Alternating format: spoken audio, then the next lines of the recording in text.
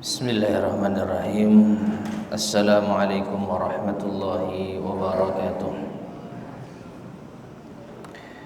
Innal hamdalillah nahmaduhu wa nasta'inuhu wa nastaghfiruh wa na'udzu billahi min shururi anfusina wa min sayyiati a'malina. Man yahdihillahu fala mudilla lahu wa man yudlil fala hadiya lahu. وأشهد أن لا إله إلا الله وحده لا شريك له وأشهد أن محمدا عبده ورسوله اللهم صل وسلم وبارك على نبينا محمد وعلى آله وأصحابه ومن تبعهم بإحسان إلى يوم الدين أما بعد. معاشر المسلمين rahimani wa rahimakumullah. Alhamdulillah, segala puji bagi Allah Tabaraka wa Ta'ala. Pada kesempatan di malam hari ini kita bisa melanjutkan kembali kajian kita membahas kitab Ahaditsul Akhlaq yang disusun oleh Fadilatul Syekh Abdul Razak Ibn Abdul Muhsin Al-Abbad Al-Badr Hafizahumullahu Ta'ala. Dan sekarang kita masuk pada bagian ke-14 dari kitab ini, yaitu Al-Afu Anin Nas, memaafkan manusia. Ma'asyar muslimin rahimani wa rahimakumullah. Kalau kita perhatikan antara bagian sebelumnya tentang islahu dzatil bain, yaitu memperbaiki hubungan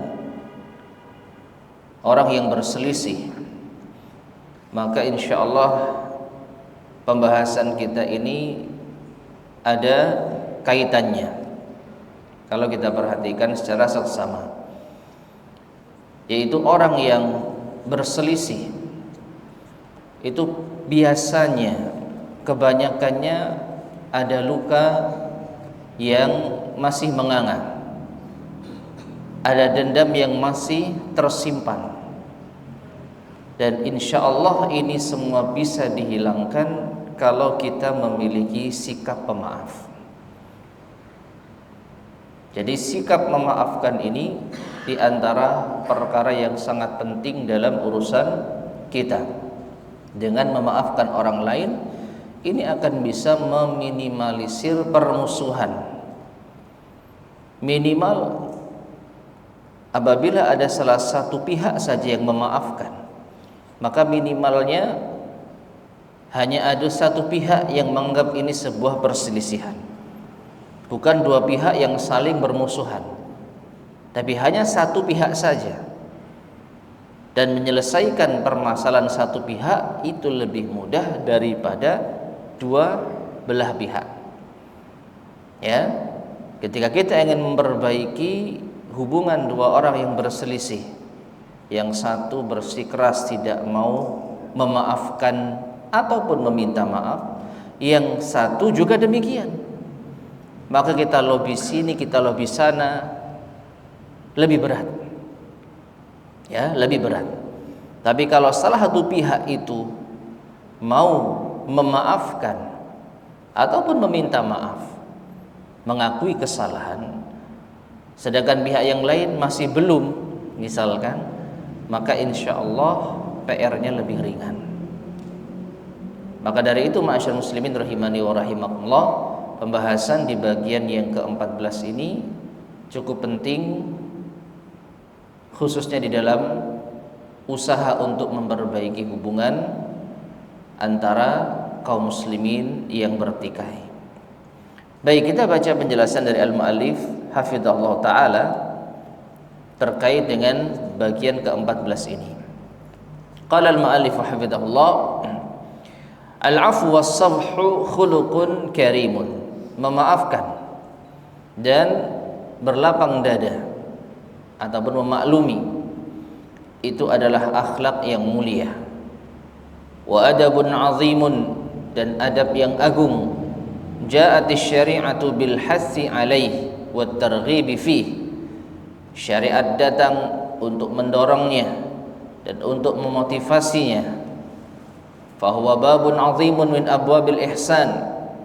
Maka ini termasuk bab besar di dalam bab kebaikan.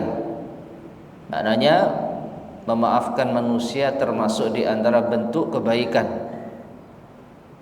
Qala Allah Ta'ala, Allah Ta'ala berfirman, fa'fu anhum wasfah, innallaha yuhibbul muhsinin. Dalam surat Al-Maidah ayat yang ke-13, Allah Subhanahu wa taala berfirman, maafkanlah mereka dan berlapang dadalah. Sesungguhnya Allah mencintai orang-orang yang berbuat kebaikan. Perhatikan di sini Al-Mu'allif hafizahullah menyebutkan bahwa memaafkan termasuk pintu kebaikan, bahkan pintu yang terbesar. Karena apa? Innallaha yuhibbul muhsinin. Sesungguhnya Allah mencintai orang-orang yang berbuat kebaikan. Dan siapakah orang yang berbuat kebaikan di sini? Allah Subhanahu wa taala berfirman, ayat awal dari ayat yang ke-13 ini, fa'fu anhum wasfah, maafkanlah dan berlapang dadalah terhadap mereka. Maka ini menunjukkan memaafkan dan berlapang dada termasuk perbuatan ihsan, dan Allah cinta dengan orang-orang yang berbuat ihsan. Demikian pula wa huwa babun 'azimun min abwabi nailil rahmah wal ghufran. Memaafkan juga termasuk bab yang besar di antara bab meraih rahmat dan ampunan Allah. Qala Allah Ta'ala, Allah Ta'ala berfirman dalam surat At-Taghabun ayat ke-14, wa in ta'fu wa tasfahu wa taghfiru fa innallaha ghafurur rahim. Dan jika kalian memaafkan dan berlapang dada dan mengampuni, maka sesungguhnya Allah Maha Pengampun lagi Maha Penyayang. Ayat ini menunjukkan bahwasanya Allah akan mengampuni dan menyayangi, merahmati orang-orang yang suka memaafkan. Ya, wa in ta'fu wa tasfahu fa innallaha ghafurur rahim. Wa in ta'fu wa tasfahu wa taghfiru fa innallaha ghafurur rahim. Jika kalian memaafkan, berlapang dada dan mengampuni, maka Allah adalah Maha Pengampun lagi Maha Penyayang. Maksudnya Allah akan menyayangi dan mengampuni orang-orang yang suka memaafkan. Ini keutamaan yang kedua kalau kita lihat dari penjelasan al-muallif rahimahullah, ya. Kemudian yang ketiga, wa huwa babun linaili azimil ujur wa jazilis thawab. Memaafkan juga termasuk bab untuk meraih pahala yang besar dan ganjaran yang melimpah. Qala Allah Ta'ala, Allah Ta'ala berfirman dalam surat Asy-Syura ayat ke-40, faman afa wa aslaha fa ajruhu 'ala Allah. Faman afa wa aslaha fa ajruhu 'ala Allah.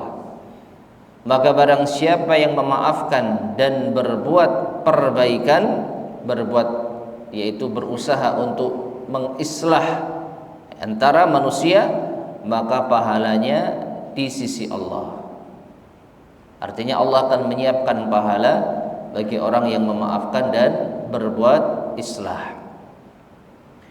Demikian pula yang keempat ini, ya, wa huwa babun rafi'un lil fauzi bil jinan wa naili ridar rahman. Memaafkan juga termasuk bab yang tinggi bagi orang yang ingin meraih keberuntungan, kesuksesan dengan surga dan meraih ridha Allah Ar-Rahman.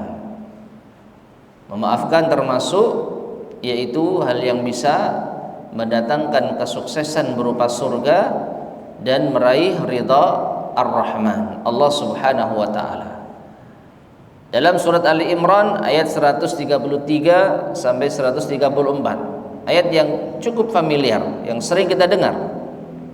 Allah berfirman, wasari'u ila maghfiratin min rabbikum wa jannatin 'arduha as-samawati wal ard u'iddat lil muttaqin alladzina yunfiquna fis sarra'i wad-dharra'i wal kadhimina al-ghaidha wal 'afina 'anil nas wallahu yuhibbul muhsinin.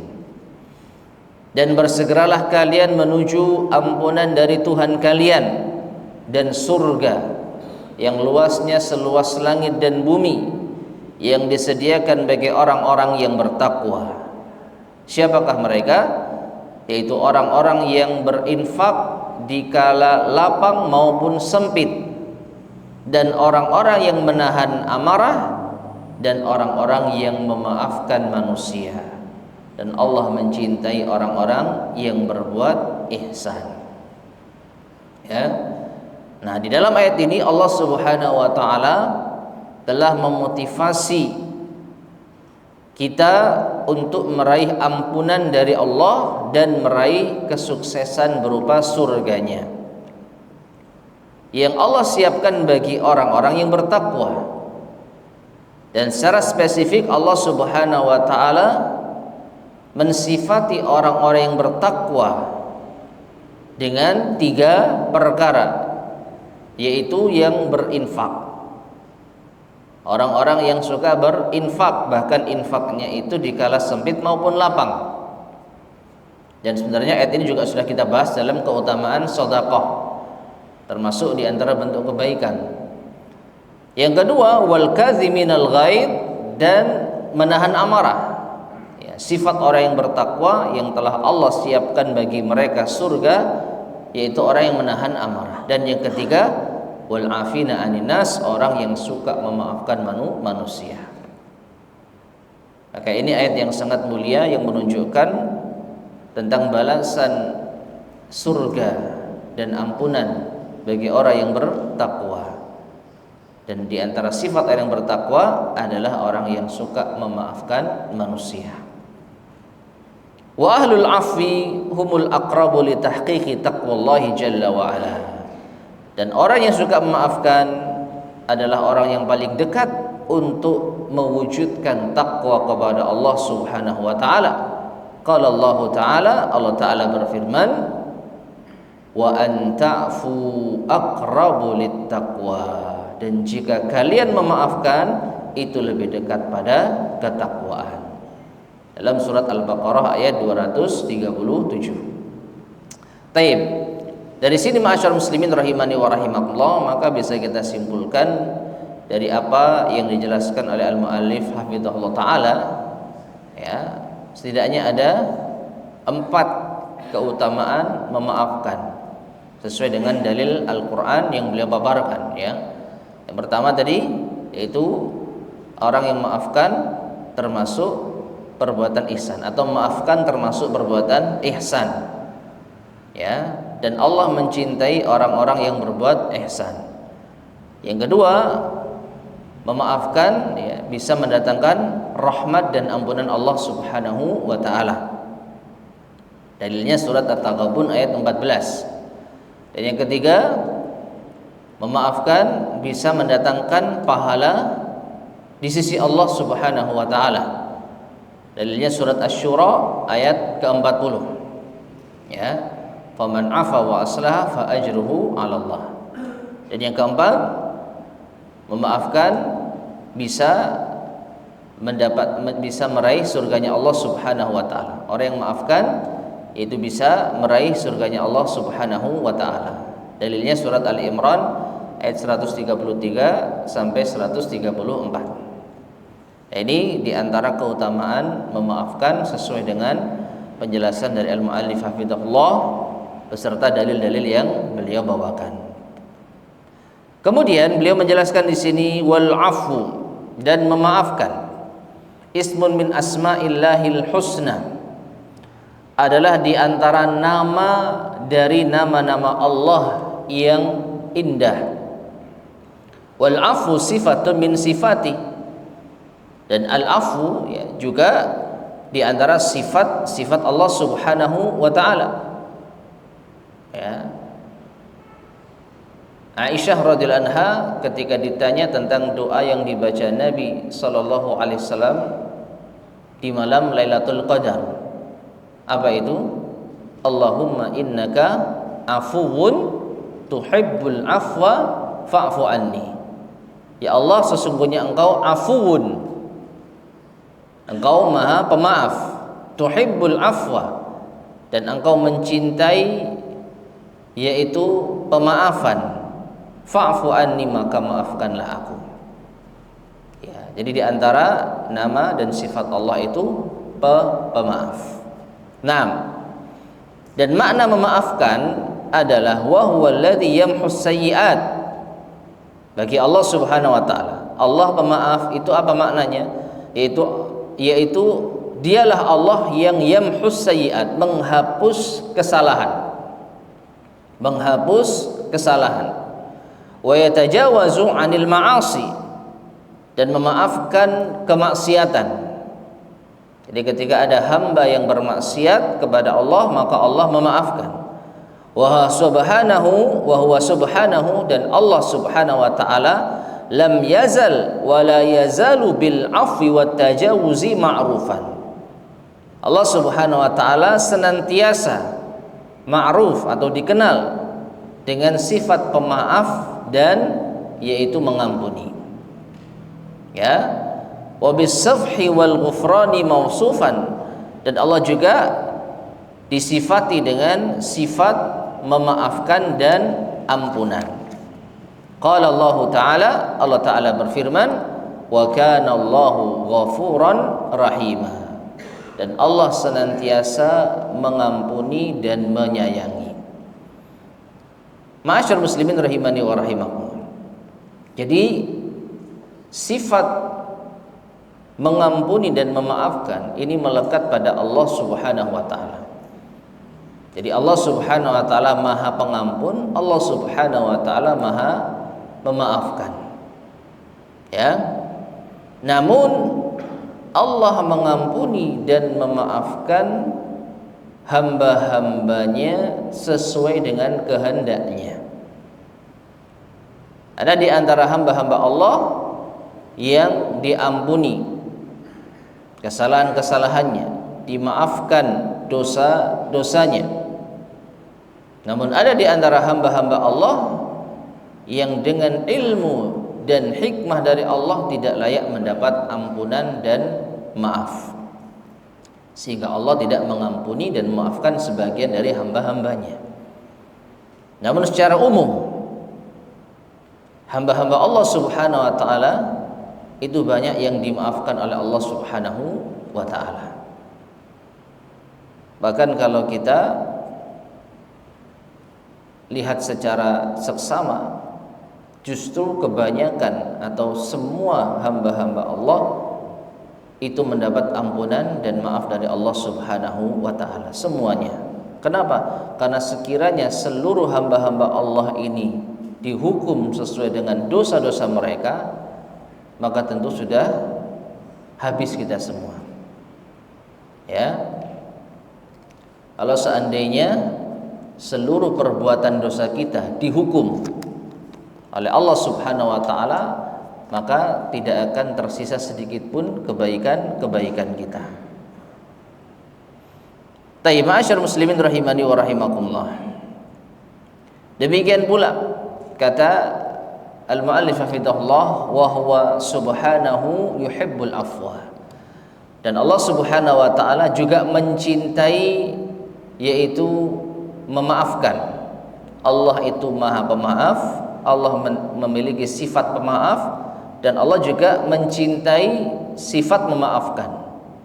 Waqad 'allama an-nabiy sallallahu alaihi wasallam ummul mukminin Aisyah radhiyallahu anha, dan Nabi sallallahu alaihi wasallam juga pernah mengajarkan Ummul Mukminin Aisyah radhiyallahu anha antaqul, untuk berdoa. Ini yang tadi kita sebutkan, Allahumma innaka afuwun tuhibbul afwa fa'fu anni. Ya Allah, sesungguhnya Engkau pemaaf dan mencintai permintaan maaf, maka maafkanlah aku. Fahuwa yuhibbu an ya'fuwa an abdihi wa yuhibbu an ibadihi an ya'fu an ikhwanihim. Maka Allah mencintai atau Allah suka untuk memaafkan hambanya, dan Allah juga suka apabila hamba-hambanya memaafkan saudara-saudaranya. Ya. Jadi Allah sendiri itu Maha Pemaaf, dan Allah suka apabila hamba-hambanya itu memaafkan. Qala Allah Ta'ala berfirman, wa in ta'fu wa tasfahu wa taghfiru fa innallaha ghafurur rahim. Ayat yang tadi sudah kita bacakan, yaitu surat At-Taghabun ayat ke-14, yang artinya, dan jika kalian memaafkan, berlapang dada dan mengampuni, maka sesungguhnya Allah Maha Pengampun lagi Maha Penyayang. Jadi Allah suka hamba-hambanya itu saling memaafkan, dan Allah juga suka memaafkan hamba-hambanya. Wa qala ta'ala, dan Allah Ta'ala juga berfirman, in tubdu khairan aw tukhfu aw ta'fu an su'in fa innallaha kana afuwan qadira. Dalam surat An-Nisa ayat 149, Allah berfirman yang artinya, jika kalian tampakkan kebaikan atau kalian sembunyikan atau kalian memaafkan kesalahan, maka sesungguhnya Allah Maha Pemaaf lagi Maha Kuasa. Jika kalian memaafkan kesalahan, maka Allah Maha Pemaaf lagi Maha Kuasa. Menunjukkan bahwa apabila hamba-hambanya saling memaafkan, maka Allah juga memaafkan mereka. Nah, atas hal itu fahariyun bil mu'min, maka sudah sepantasnya bagi seorang mukmin an yaqifa waqfatan sadiqatan muta'ammilan fi hadhil ayat. Hendaknya sebagai seorang mukmin sudah sepantasnya untuk berhenti sejenak dengan penuh kejujuran dan mencermati ayat-ayat ini, ayat-ayat yang menunjukkan tentang keutamaan memaafkan, wa mutadabbiran li hadhil hidayat, dan mentadabburi petunjuk-petunjuk ini, yaitu keutamaan memaafkan yang tadi sudah kita sampaikan. Ya, tadabburi, hayati. Summa yanzur ila waqi'atin wa haqiqati halih, atau summa yanzuru ila waqi'ihi wa haqiqati halih. Lalu dia lihat kondisinya, hakikat keadaannya, fi hadzal bab, dalam bab ini, ya, kadzmil ghaid wal afi anil musi, yaitu menahan marah dan memaafkan orang yang berbuat salah. Ya, artinya setelah kita membaca ayat-ayat ini dan mengetahui keutamaan tentang memaafkan ini, apakah sudah ada sifat ini pada diri kita? Apakah kita sudah mempraktekkannya? Menahan marah khususnya, dan memaafkan orang lain. Dan dua hal ini insya Allah saling berhubungan, ya, saling melengkapi. Karena memaafkan orang lain itu pada umumnya muncul karena kita bisa menahan amarah. Dan sebaliknya, kalau kita tidak bisa menahan amarah, maka hasil yang ada biasanya dendam. Kalau masalah itu belum selesai, kita pendam sehingga kita tidak memaafkannya. Gara-gara apa? Kita tidak bisa menahan amarah. Makanya ini satu kesatuan. Wal afina aninas, dengan wal kadziminal ghaidha, menahan amarah dan memaafkan manusia. Demikian pula wassafi anhu wat tajawuzi an isaatihi, berlapang dada dan menerima kesalahan orang lain yang berbuat salah.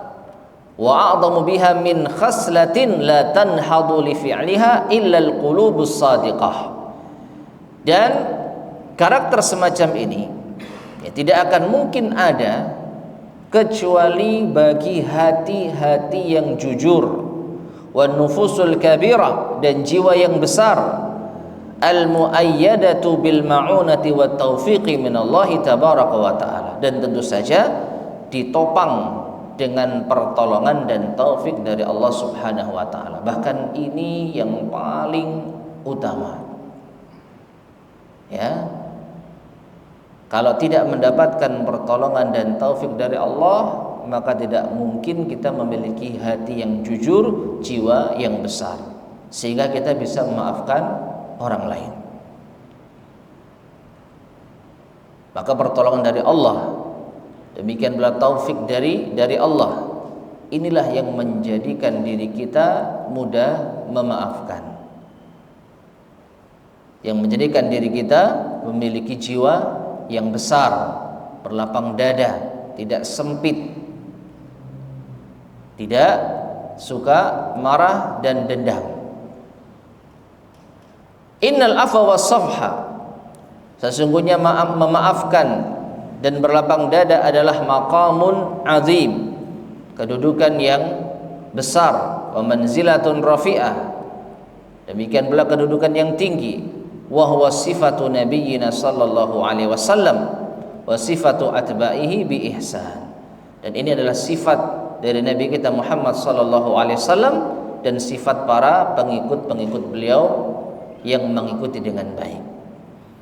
Ma'asyar muslimin rahimani wa rahimakumullah, maka berikut ini kita akan membacakan beberapa hadis-hadis Nabi sallallahu alaihi wasallam terkait dengan bab memaafkan ini.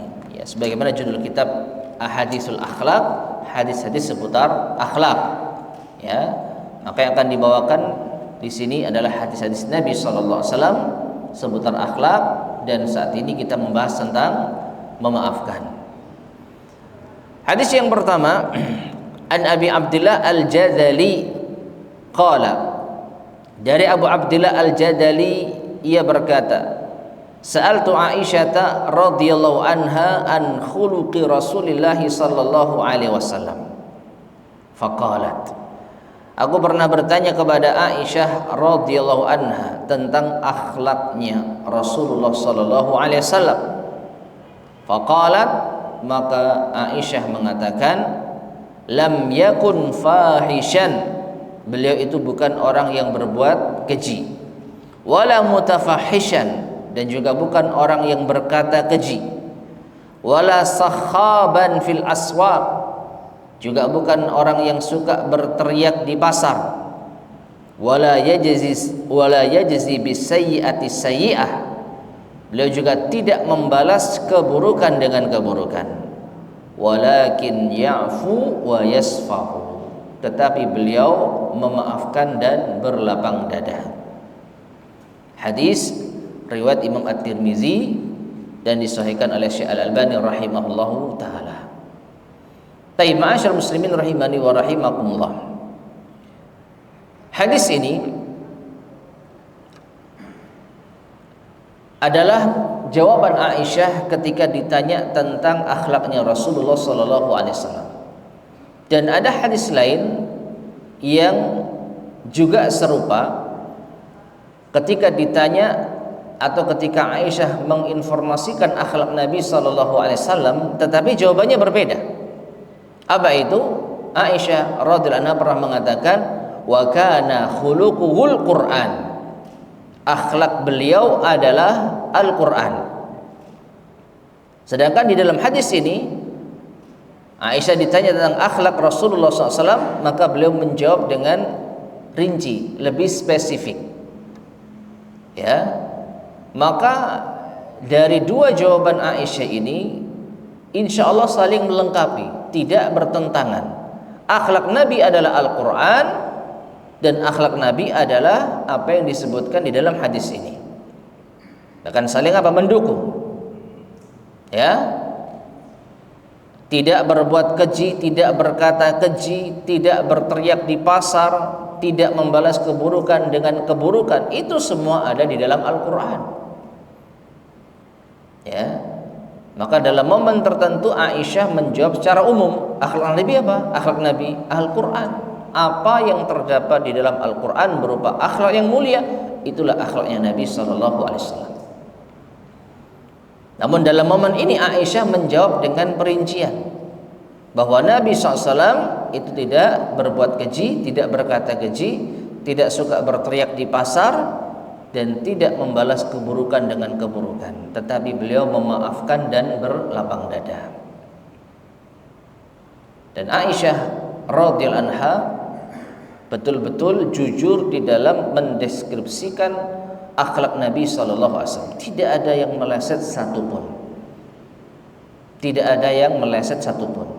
Silakan dicari kapan Nabi pernah berbuat keji. Ya. Kapan Nabi SAW pernah berbuat keji, berkata kotor, berdusta, memfitnah, ghibah, kapan? Ya, tidak akan pernah kita jumpai.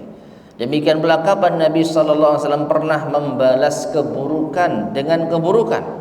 Dalam hal ini tentu terkait dengan pribadi beliau. Ya, terkait pribadi beliau. Aisyah juga pernah mengatakan bahwa Nabi SAW itu tidak pernah marah dan dendam. Man taqama Rasulullah sallallahu alaihi wasallam fi nafsihi qat illa an tuntahaka hurmatullah. Kata Aisyah radhiyallahu anha dalam hadis yang lain, Nabi sallallahu alaihi wasallam tidak pernah marah dendam atas dirinya kalau diri beliau yang disakiti, kalau pribadi beliau yang dilukai. Akan tetapi beliau akan marah apabila kehormatan Allah dilanggar. Apabila ada perbuatan dosa, maka beliau akan marah, mengingatkan. Tapi kalau pribadi beliau yang disinggung, yang dilukai, yang disakiti, beliau nggak pernah marah. Nah, inilah yang kita jadikan pelajaran. Beliau adalah orang yang pemaaf. Sekali lagi, memaafkan pada tempatnya, yaitu apabila yang disinggung adalah beliau, yang disakiti beliau, yang dilukai adalah beliau. Ya, maka beliau senantiasa membalas keburukan orang lain dengan kebaikan. Didoakan, disenyumin. Ini yang kita jumpai dari hadis-hadis Nabi sallallahu alaihi wasallam. Ya, jadi beliau adalah suri tauladan kita dalam sifat memaafkan. Tidak ada orang yang lebih pemaaf dibandingkan dengan Rasulullah sallallahu alaihi wasallam. Hadis berikutnya, wa an Abdullah bin Amr ibn al-As radhiyallahu anhuma. Dari Abdullah bin Amr bin al-As radhiyallahu anhuma, anna hadhil ayah allati fil Quran, ada ayat di dalam Al-Qur'an, itu dalam surat Al-Ahzab ayat 45. Ya, nanti ada kaitan dengan hadis Nabi SAW. Allah berfirman, ya ayuhan nabi, inna arsalnaka syahidan wa mubasyiran wa nadhira. Wahai Nabi, sesungguhnya kami mengutusmu sebagai saksi, pemberi kabar gembira dan peringatan. Nah, kata Abdullah bin Amr bin al-As radhiyallahu anhuma, qala fit Taurah, ya, Allah berfirman di dalam kitab Taurat membandingkan dengan apa yang terdapat di dalam Al-Qur'an ini. Ayat 45 dari surat Al-Ahzab. Di dalam Taurat Allah berfirman, ya ayuhan nabi, inna arsalnaka syahidan wa mubasyiran. Sama, wahai Nabi, sesungguhnya kami mengutusmu sebagai saksi dan pemberi kabar gembira. Wa hirzan lil ummiyin, wa hirzan lil ummiyin, sebagai pelindung bagi orang-orang yang ummi, orang-orang yang tidak bisa baca tulis. Anta abdi wa rasuli, engkau adalah hamba dan utusanku. Samaitukal mutawakkil, aku namai kamu dengan al-mutawakkil, orang yang bertawakal. Laisa bifadhin wala ghalid, engkau bukan orang yang kasar dan keras. Wala sakhabin fil aswaq, engkau juga bukan orang sakhabin bil aswaq, yang suka berteriak di pasar. Wala yadfa'us sayyi'ata bis sayyi'ah, engkau tidak membalas keburukan dengan keburukan. Walakin ya'fu wa yasfa'u, tetapi ya, engkau memaafkan dan berlapang dada. Walan yaqbidahu Allahu hatta yuqima bihil millatal auja, dan Allah tidak akan mewafatkannya. Allah tidak akan mewafatkan Nabi kita Muhammad SAW hingga ia menegakkan agama yang bengkok, hingga ia meluruskan agama yang bengkok. Bi an yaqul, yaitu ketika manusia sudah mengatakan la ilaha illallah, tidak ada ilah yang berhak disembah dengan benar kecuali Allah. Fayaftaha biha a'yunan umya, maka dengan inilah ia akan membuka mata yang buta, wa adzanan summa, akan membuka telinga yang tuli, wa quluban ghulfa, dan akan membuka hati yang terkunci. Rawahul Bukhari, hadis ini diriwayatkan oleh Imam Al-Bukhari. Taib ma'asyar muslimin rahimani wa rahimakumullah. Jadi tercantum di dalam kitab Taurat sifat Nabi kita yang mulia sallallahu alaihi wasallam seperti ini. Ya. Dan alangkah samanya dengan Al-Qur'an. Bedanya di dalam Taurat itu lebih rinci.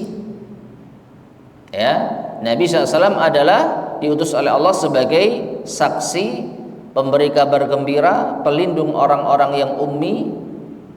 Nabi SAW dinamai dengan Al-Mutawakkil, orang yang bertawakal, disifati dengan orang yang tidak kasar dan keras, tidak berteriak di pasar, dan yang menjadi pembahasan kita, tidak membalas keburukan dengan keburukan. Ini sifat Nabi SAW yang ada di dalam kitab Taurat. Ya.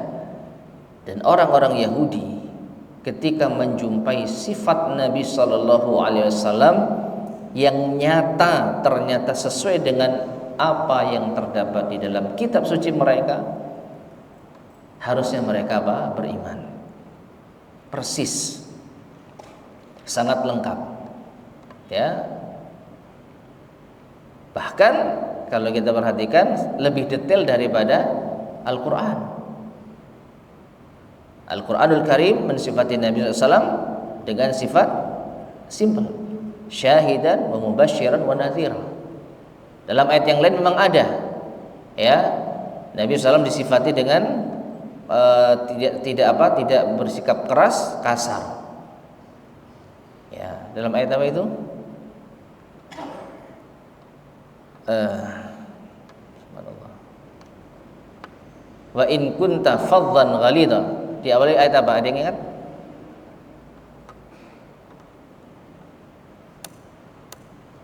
Wa in kunta faddan ghalidhal qalbi lan faddu min hawlik. Hah? Awalnya gimana? Fa bima rahmatin minallahi lintalahum. Maka dengan rahmat dari Allah lah lintalahum, engkau bersikap lembut kepada mereka.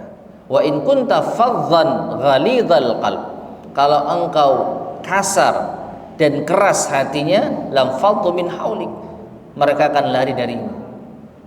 Dan ternyata benar, Nabi bukan orang yang kasar, bukan keras. Sehingga apa? Orang-orang tidak lari dari Nabi SAW. Para sahabat sangat betah berlama-lama dengan Nabi SAW. Ya, jadi Nabi memiliki sifat yang sangat mulia dari segi kelemah lembutan dan memaafkan. Nah, ini tercantum di dalam Taurat lebih detail, ya.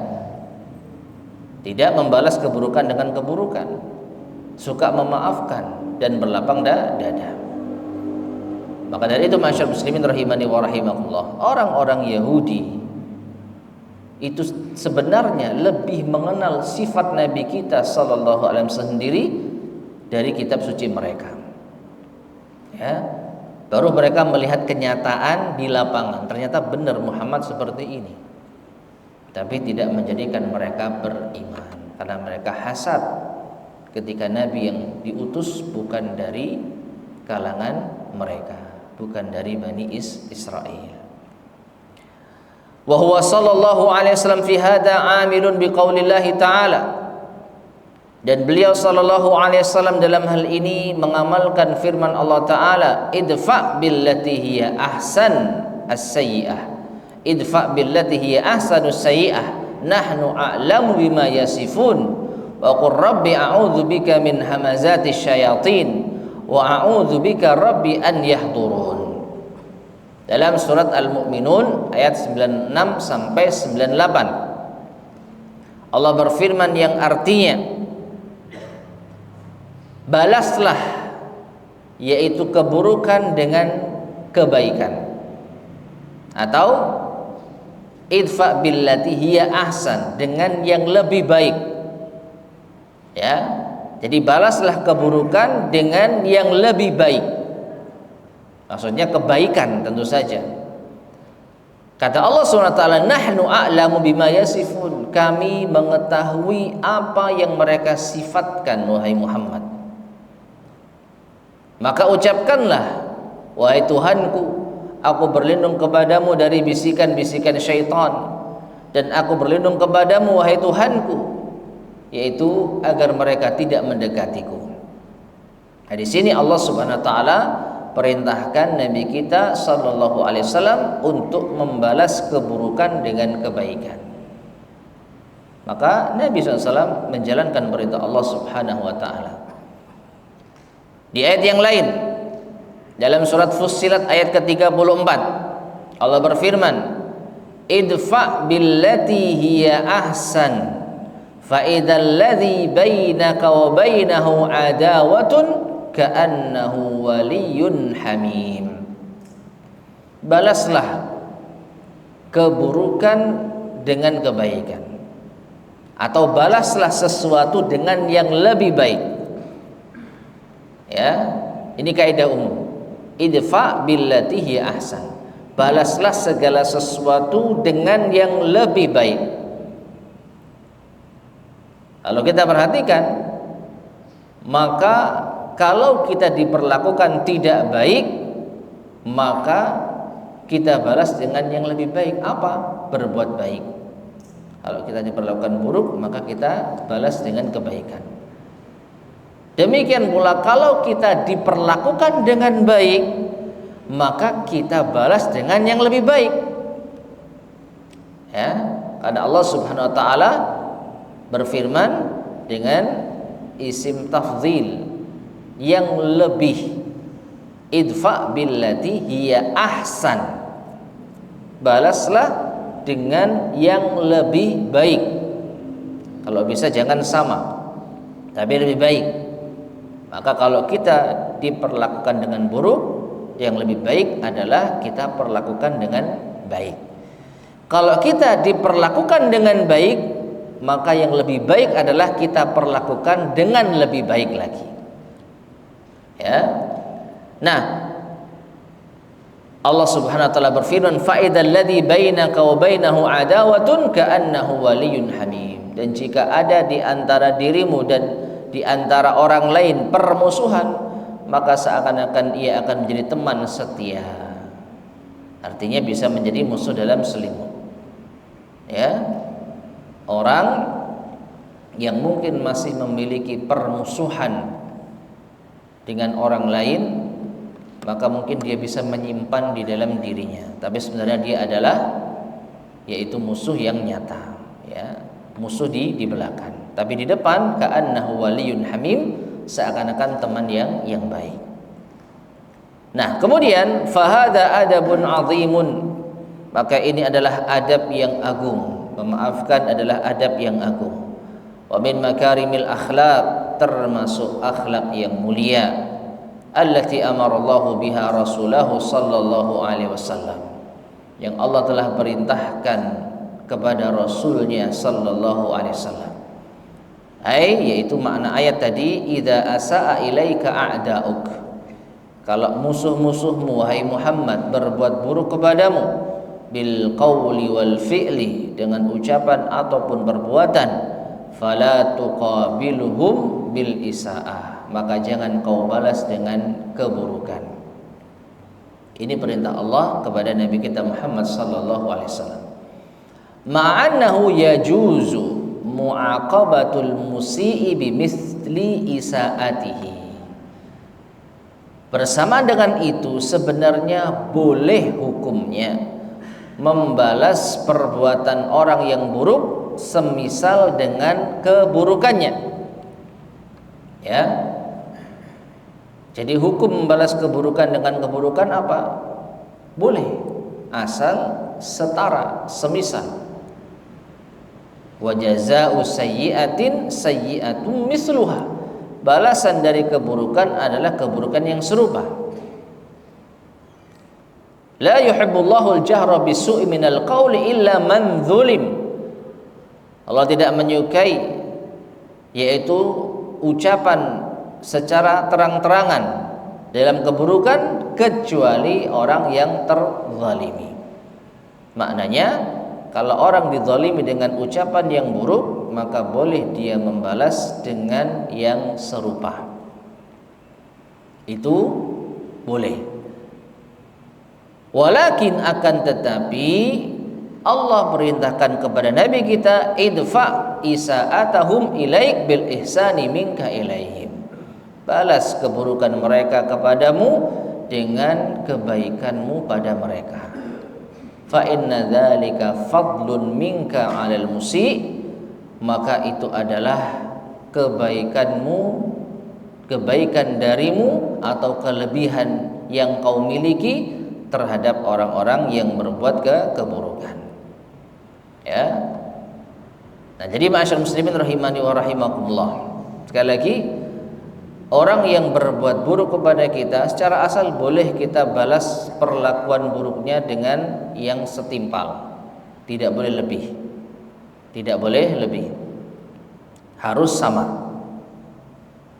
Dan memastikan balasan kita setimpal, sama persis, ini di antara perkara yang sangat sulit kalau kita perhatikan.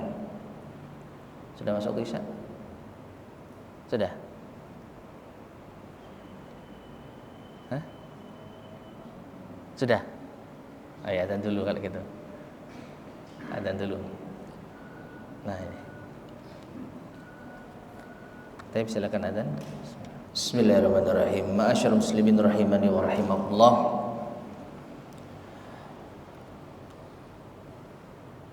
Syekh Abdul Razak hafizahullah taala menjelaskan bahwa boleh membalas keburukan dengan keburukan yang semisal. Dan tadi sudah kita sertakan dalilnya. Tapi Allah Subhanahu wa taala perintahkan kepada nabinya untuk membalas keburukan dengan kebaikan. Sedikit kita mencoba mencermati tentang hukum bolehnya membalas keburukan dengan keburukan yang semisal. Maka tadi sudah kita singgung, ini hal yang sangat berat. Hal yang sangat berat. Kenapa? Apakah kita bisa memastikan kita membalas dengan yang semisal? Ya. Sekelas Aisyah radhiyallahu anha pernah mendengar Nabi SAW dicela dengan pelesetan doa. Apa itu? Orang Yahudi ahli kitab mengatakan assamu alaik. Assamu alaik, bukan assalam, tapi assamu alaik. Apa arti assam? Kematian. Semoga engkau mati wahai Muhammad. Itu artinya. Tapi dipelesetkan.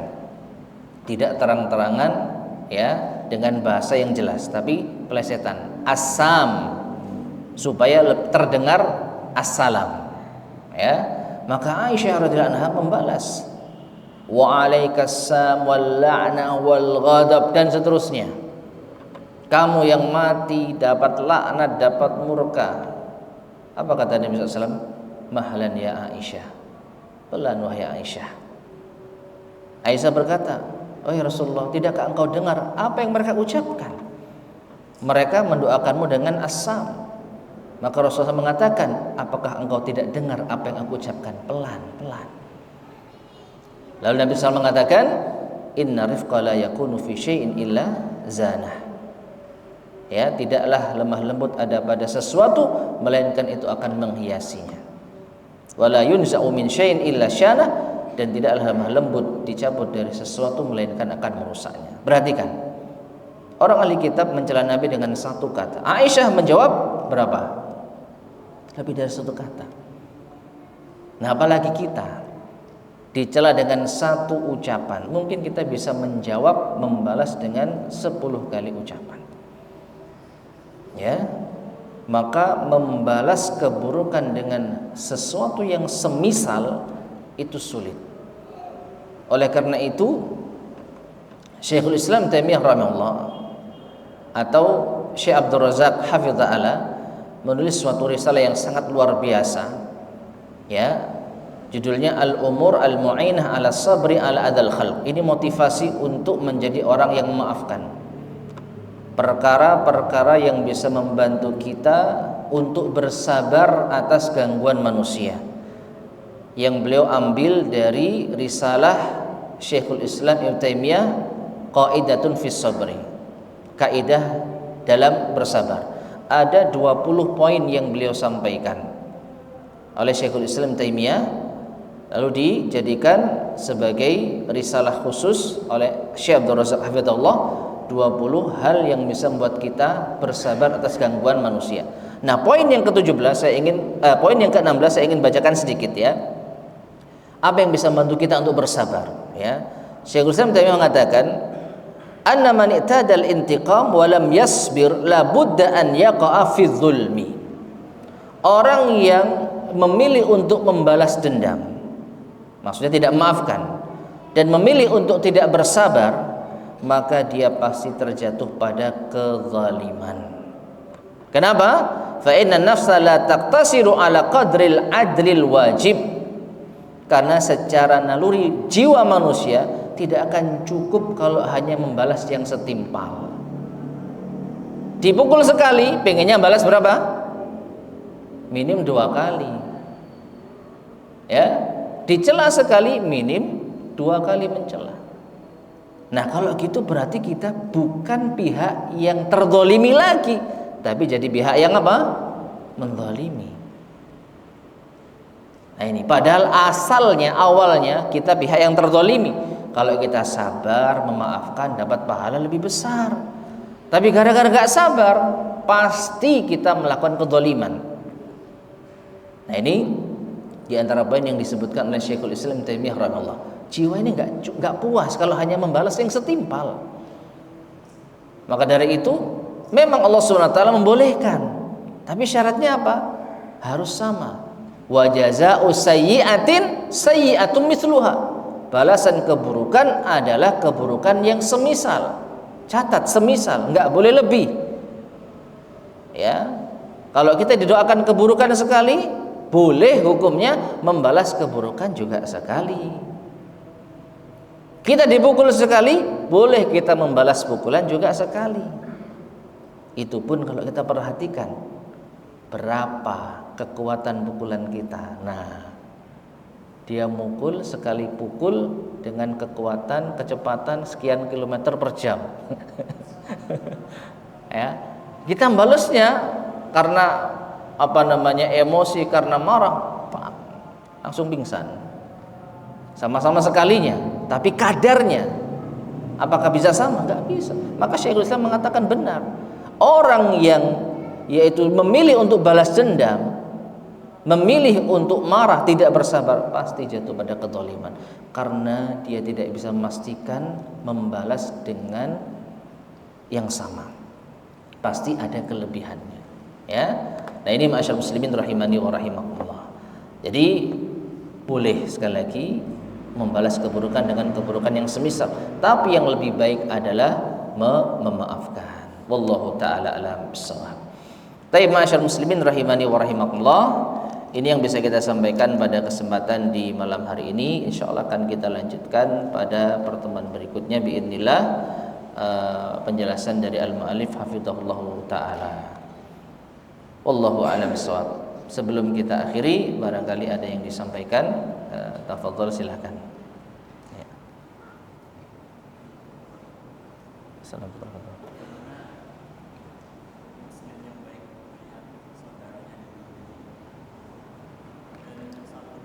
Ya.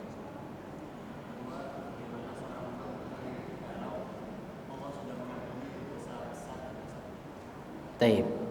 Yang pertama, bagaimana sikap seorang muslim apabila melihat saudaranya dizalimi? Maka jawabannya ada pada hadis Nabi sallallahu alaihi wasallam, unsur akhaka zaliman au mazluman. tolonglah saudaramu yang menzalimi maupun yang dizalimi. Ya, menolong saudara kita yang menzalimi yaitu dengan cara kita hentikan kezalimannya, kita nasihati. Menolong saudara kita yang dizalimi, ya kalau memang itu berupa hal yang menyakiti, maka kita bantu dia. Ya, dipukul maka kita tahan orang yang berbuat zalim, jangan memukul. Ya, atau teman kita dizalimi, ditipu misalkan, kita bantu sebisa kita apa yang bisa mensupport dia. Misalkan dia butuh uang karena ditipu, maka kita bantu memenuhi kebutuhannya dan semisalnya. Ya, jadi kita harus membantu orang yang dizalimi, namun sesuai dengan kemampuan kita.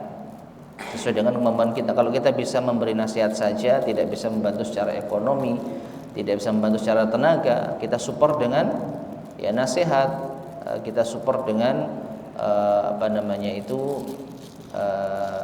hiburan, ya, sabar dan lain sebagainya. Kalau memang tidak bisa membantu secara tenaga ataupun finansial, ya. Jadi kita wajib menolong saudara kita yang terzalimi dan yang menzalimi. Ya. Masih umum? Termasuk diantaranya kita memotivasi yang terzalimi untuk memaafkan. Gitu maksudnya. Jadi kalau teman kita misalkan terlihat dia dendam, maka kita bantu dia, kita motivasi dia untuk jangan dendam, untuk bersabar, untuk memaafkan. Itu termasuk menolong saudara kita yang terzalimi. Ya.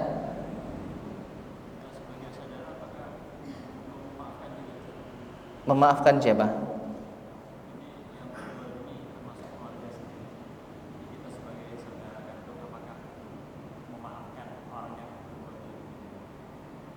Oh, lah kan urusannya bukan dengan kita. Maksudnya gimana? Oh, jadi kita merasa apa istilahnya ya,